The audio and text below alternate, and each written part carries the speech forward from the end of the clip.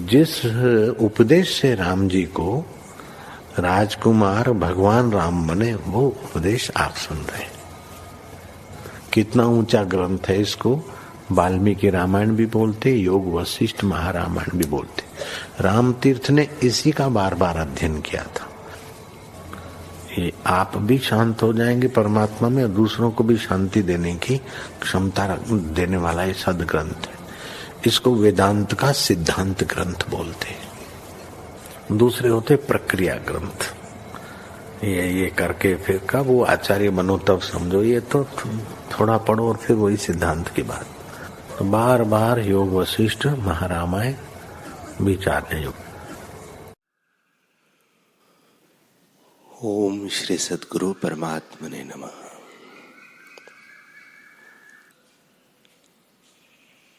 श्री वशिष्ठ जी बोले, हे रामचंद्र जी, मोह रूपी मेघ का नाश करने वाला संत का संग पवन है। जिसको अनात्म देहादिक से स्नेह नष्ट हुआ है और शुद्ध आत्मा में जिसकी स्थिति है, वह उससे तृप्त हुआ है। फिर संसार के इष्ट अनिष्ट में उसकी बुद्धि चलायमान नहीं होती। वह सदा समता भाव में स्थित रहता है। संत जन संसार समुद्र के पार उतारने में पुल के समान है और आपदा रूपी बेली को जड़ समेत नष्ट करने वाले हैं। हे रामचंद्र जी, संत जन प्रकाश रूप है। उनके संग से पदार्थों की प्राप्ति होती है। जो अपने पुरुषार्थ रूपी नेत्र से हीन है, उनको पदार्थ की प्राप्ति नहीं होती। जिस पुरुष ने सत्संग का त्याग किया है, वह नरक रूपी अग्नि में लकड़ी की नहीं जलेगा, और जिस पुरुष ने सत्संग किया है, उसको नरक की अग्नि का नाश करने वाला सत्संग रूपी मेघ है। हे रामचंद्र जी, जिसने सत्संग रूपी गंगा का स्नान किया है, उसको फिर तप दान आदि साधनों से प्रयोजन नहीं रहता। वह सत्संग से ही परम गति को प्राप्त होगा। इससे और सब उपायों को त्याग कर सत्संग को ही खोजना चाहिए। जैसे निर्धन मनुष्य चिंतामणि आदि धन को खोजता है, वैसे ही मुमुक्षु को सत्संग खोजना चाहिए। जो आध्यात्मिक तीनों तापों से जलता है, उसको शीतल करने वाला सत्संग ही है। जैसे तपी हुई पृथ्वी मेघ से शीतल होती है, वैसे ही हृदय सत्संग से शीतल होता है। हे राघव, मोह रूपी वृक्ष का नाश करने वाला सत्संग रूपी कुल्हाड़ा है। सत्संग से ही मनुष्य अविनाशी पद को प्राप्त होता है, जिस पद के पाने से और कुछ पाने की इच्छा नहीं रहती। इससे सबसे उत्तम सत्संग ही है। श्री योग वशिष्ठ महारामायण। तुम्हें अपने स्वरूप को ही जानना था, फिर तुम और जंजाल में किस निमित्त पड़े हो।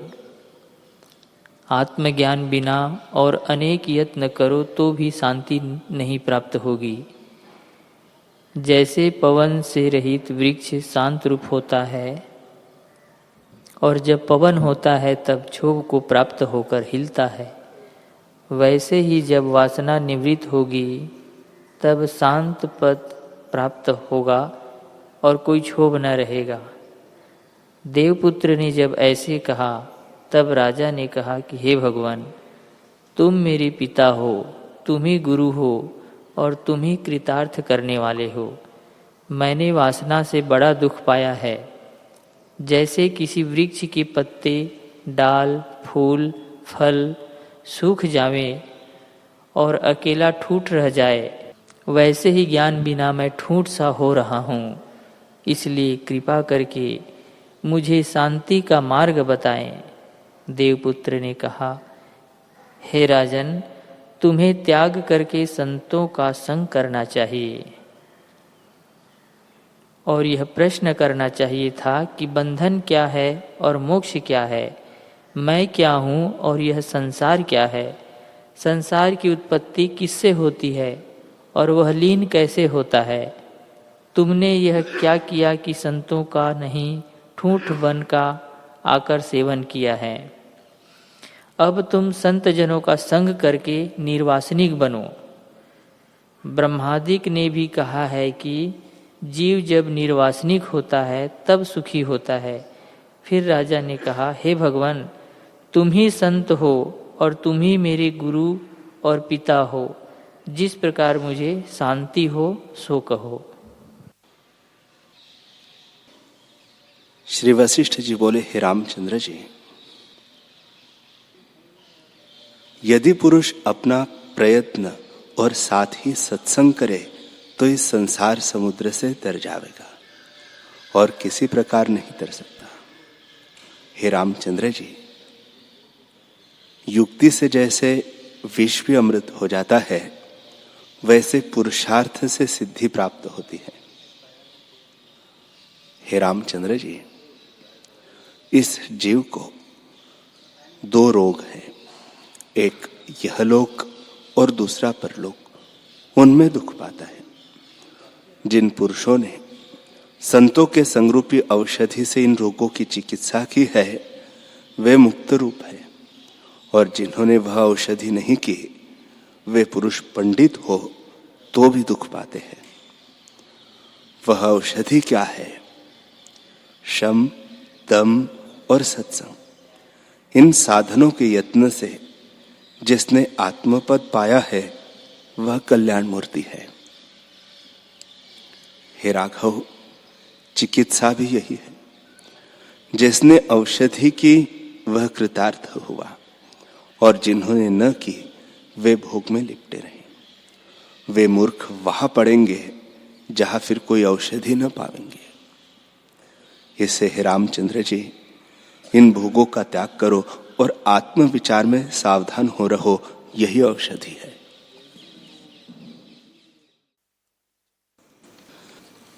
श्री योग वासिष्ठ महारामायण निर्वाण प्रकरण सर्ग 69। राजा ने पूछा, हे देवपुत्र, आप किसके पुत्र हैं, या किस निमित्त आए हैं, और आगे कहाँ जाएंगे? यह कहकर आप मेरा संशय निवृत्त कीजिए। तब देवपुत्र ने कहा, हे राजन, एक समय नारद मुनि सुमेरु पर्वत की कंदरा में, जहां आश्चर्य देने वाले वृक्ष मंजरियों, फूलों और फलों से पूर्ण थे और ब्राह्मणों की कुटी बनी हुई थी, समाधि लगाकर बैठे। वहां गंगा का प्रवाह बहता था और सिद्धों के सिवा और जीवों की गति न थी। इससे नारद मुनि वहां कुछ काल समाधि में स्थित रहे। जब समाधि खोली तब उन्होंने आभूषणों का शब्द सुना और मन में महा आश्चर्य माना कि यहां तो कोई नहीं आ सकता। यह भूषणों का शब्द कहां से आया? तब उठकर देखने लगे कि गंगा के प्रवाह में उर्वशी आदि महासुंदरी अप्सराएं वस्त्रों को उतारे हुए स्नान कर रही हैं। जब उनको नारद जी ने देखा तो उनका विवेक जाता रहा और वीर्य निकलकर उनके पास जो एक सुंदर बेल थी, उसके पत्ते पर स्थित हुआ। इतना सुनकर शिखरध्वज ने कहा, हे देवपुत्र, ऐसे ब्रह्मवेत्ता और सर्वज्ञ मननशील योगी नारद मुनि का वीर्य किस निमित्त गिरा? देवपुत्र ने कहा, हे राजन, जब तक शरीर है तब तक अज्ञानी और ज्ञानी के शरीरों का स्वभाव निवृत्त नहीं होता, परंतु एक भेद है। ज्ञानवान को यदि दुख प्राप्त होता है तो वह दुख नहीं मानता, और यदि सुख प्राप्त होता है तो सुख नहीं मानता और उससे हर्षित नहीं होता। और अज्ञानी को यदि सुख दुख प्राप्त होते हैं तो वह हर्ष शोक करता है।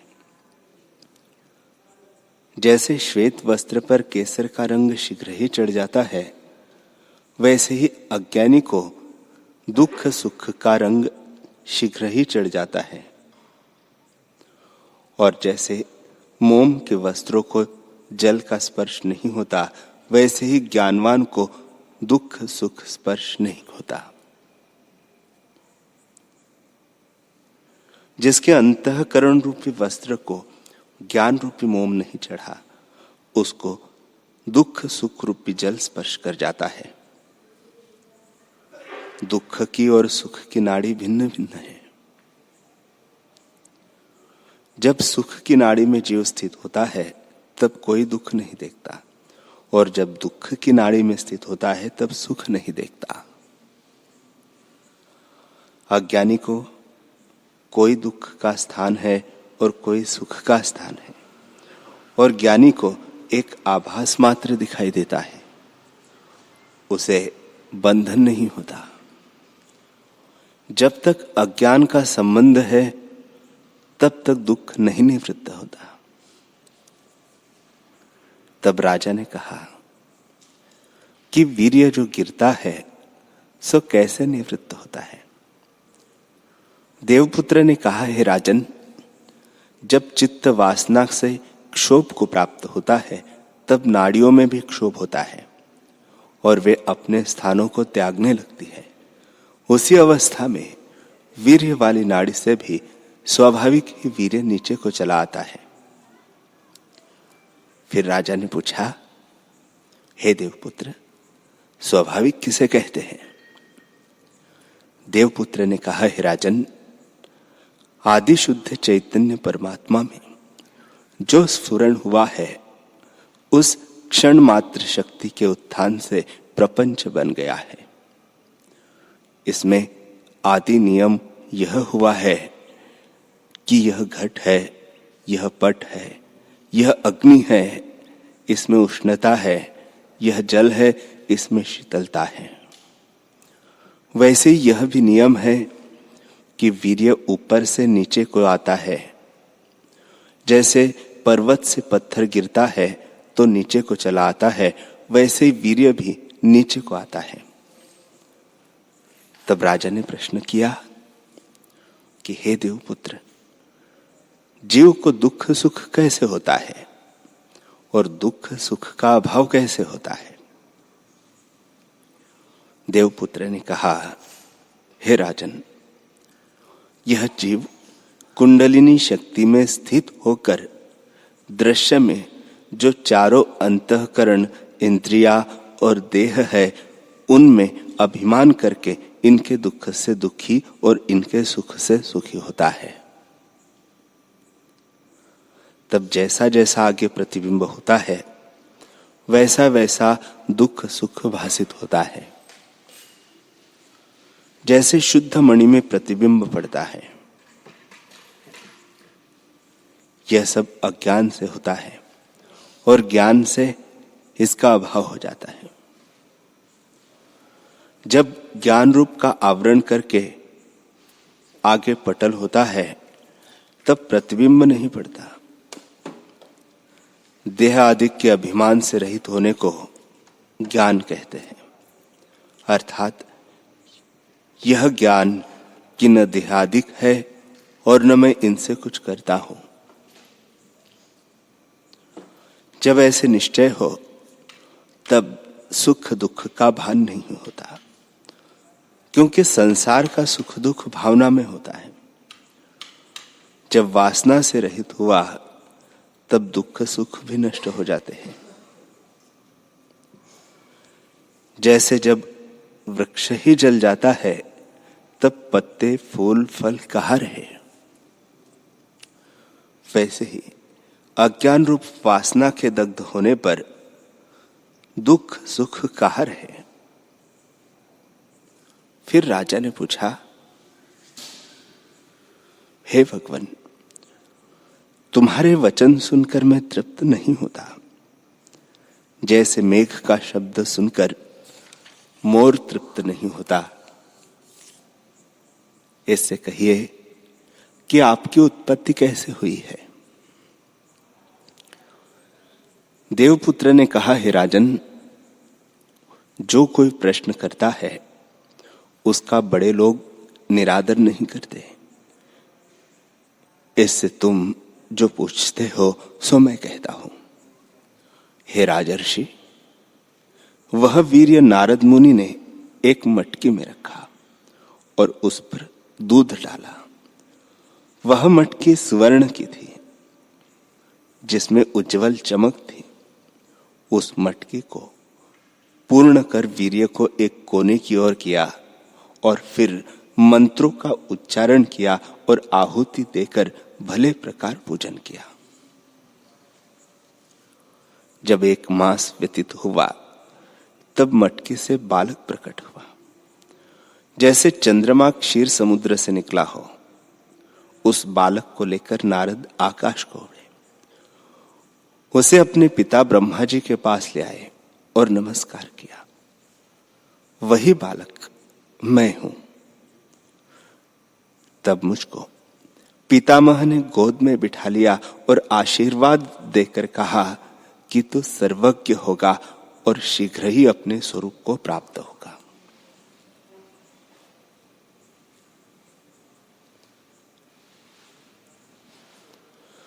कुंभ में से मैं उपजा था, इसलिए उन्होंने मेरा नाम कुंभज रखा।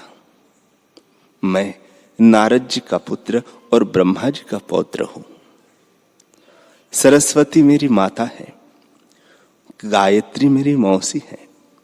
मैं सर्वज्ञ हूं। तब राजा ने कहा, हे देवपुत्र, तुम सर्वज्ञ हो, यह तुम्हारे वचनों से मैं जानता हूं। देवपुत्र ने कहा, हे राजन, जो तुमने पूछा सो मैंने कहा। अब कहो, तुम कौन हो, क्या कर्म करते हो और यह किस निमित्त आए हो? राजा ने कहा, हे देवपुत्र, आज मेरे बड़े भाग्य उदय हुए हैं जो तुम्हारा दर्शन हुआ। तुम्हारा दर्शन बड़े भाग्य से प्राप्त होता है। यज्ञ और तप से भी तुम्हारा दर्शन श्रेष्ठ है।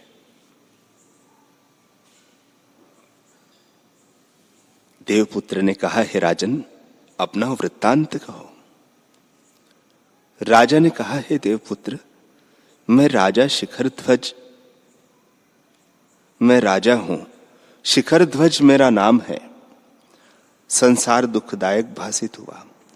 बारंबार जन्म और मरण इसमें देख पड़ता है। इससे राज्य को त्याग कर यहां पर मैं तप करने लगा हूं।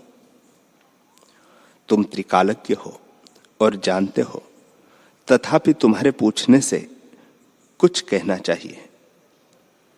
मैं त्रिकाल संध्या और जप करता हूं तो भी मुझे शांति नहीं मिली। इसलिए जिससे मेरे दुख निवृत्त हो वह उपाय कहिए। हे देवपुत्र, मैंने बहुत तीर्थ किए हैं और बहुत देशों और स्थानों में घुमा हूं, पर अब इसी वन में आ बैठा हूं तो भी मुझे शांति नहीं प्राप्त हुई। तब देवपुत्र ने कहा, हे राजर्षि, तुमने राज्य का तो त्याग किया, पर तप रूपी गड्ढे में गिरे। यह तुमने क्या किया? जैसे पृथ्वी का कीड़ा फिर पृथ्वी में ही रहता है, वैसे तुम एक गड्ढे को त्याग कर दूसरे गड्ढे में आ पड़े हो और जिस निमित्त राज्य का त्याग किया उसको नहीं जाना। यहां आकर तुमने जो एक लाठी, मृगछाला और फूल रखे हैं, इनसे तो शांति नहीं मिलती। इससे अपने स्वरूप में जागो। जब स्वरूप में जागोगे तब सब दुख निवृत्त होंगे। इसी विषय पर एक समय मैंने ब्रह्मा जी से प्रश्न किया था कि हे पितामह, कर्म श्रेष्ठ है अथवा ज्ञान श्रेष्ठ है? दोनों में कौन श्रेष्ठ है? जो मेरे लिए कर्तव्य हो सो आप कहिए। तब पितामह ने कहा कि ज्ञान के पाने से फिर कोई दुख नहीं रहता और ज्ञान सब आनंदों का आनंद है। अज्ञानी के लिए कर्म श्रेष्ठ है, क्योंकि वे पाप कर्म करेंगे तो नरक को प्राप्त होंगे। यद्यपि तप और दान करने से स्वरूप की प्राप्ति नहीं होती, तो भी अज्ञानी के लिए कर्म ही श्रेष्ठ है, जिससे नरक न भोगकर वह स्वर्ग में रहे। जैसे कंबल से रेशम का वस्त्र श्रेष्ठ है, परंतु यदि रेशम का न पाइए तो कंबल ही भला। वैसे ही ज्ञान रेशम की तरह है और तप कर्म कंबल के समान है। कर्म से शांति नहीं होती। इससे हे राजन, तुम क्यों इस गड्ढे में पड़े हो? आगे तुम राज्यवासी थे और अब वनवासी हुए। यह तुमने क्या किया कि मूर्खतावश अज्ञान में पड़े रहे। जब तक तुम्हें क्रिया का भान होता है कि मैं यह करूं, तब तक प्रमाद है। इससे दुख निवृत्त न होगा। निर्वासनिक होकर अपने स्वरूप के विषय में जागो। निर्वासनिक होना ही मुक्ति है और वासना सहित होना ही बंधन है। निर्वासनिक होना ही पुरुषार्थ है। जीव जब तक वासना सहित है तब तक अज्ञानी है। जब निर्वासनिक हो तब ज्ञेय रूप होता है। सदा ज्ञेय की भावना करने वाला निर्वासनिक और ज्ञेय आत्मस्वरूप को कहते हैं। सदा ज्ञेय की भावना करने वाले को निर्वासनिक और ज्ञेय आत्मस्वरूप को कहते हैं। उसको जानकर फिर कोई इच्छा नहीं रहती। केवल चिन्मात्र पद में स्थित होने का नाम ज्ञेय है। जो जानने योग्य है वह जान लेने पर फिर वासना नहीं रहती। केवल स्वच्छ आप ही होता है। हे राजन, तुम्हें अपने स्वरूप को ही जानना था, फिर तुम और जंजाल में किस निमित्त पड़े हो? आत्मज्ञान बिना और अनेक यत्न करो तो भी शांति नहीं प्राप्त होगी। जैसे पवन से रहित वृक्ष शांत रूप होता है और जब पवन होता है तब क्षोभ को प्राप्त होकर हिलता है, वैसे ही जब वासना निवृत्त होगी तब शांत पद प्राप्त होगा और कोई क्षोभ न रहेगा।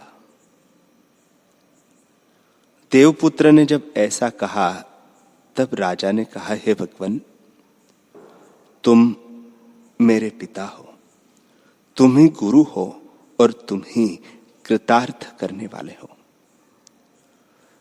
मैंने वासना से बड़ा दुख पाया है। जैसे किसी वृक्ष के पत्ते, डाल, फूल, फल सूख जावे और अकेला ठूंठ रह जाए, वैसे ही ज्ञान बिना मैं भी ठूंठ सा हो रहा हूं। इसलिए कृपा करके मुझे शांति का मार्ग बताइए। देवपुत्र ने कहा, हे राजन, तुम्हें त्याग करके संतों का संग करना चाहिए था और यह प्रश्न करना चाहिए था कि बंधन क्या है और मोक्ष क्या है, मैं क्या हूं और यह संसार क्या है, संसार की उत्पत्ति किससे होती है और वह लीन कैसे होता है। तुमने यह क्या किया कि संतों का नहीं, ठूंठ वन का आकर सेवन किया। अब तुम संतजनों का संग करके निर्वासनिक बनो। ब्रह्मादिक ने भी कहा है कि जीव जब निर्वासनिक होता है तब सुखी होता है। फिर राजा ने कहा, हे भगवन, तुम ही संत हो और तुम ही मेरे गुरु और पिता हो। जिस प्रकार मुझे शांति हो सो तुम कहो। तब कुंभज ने कहा,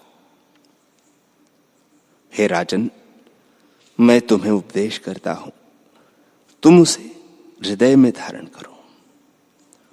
जो तुम उसे हृदय में न धारण करोगे तो मेरे कहने से क्या होता है।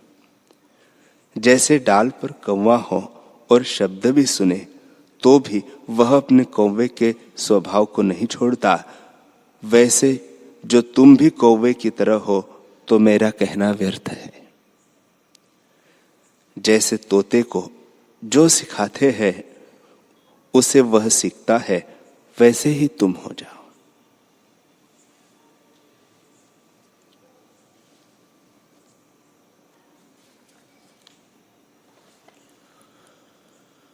हरि ओम।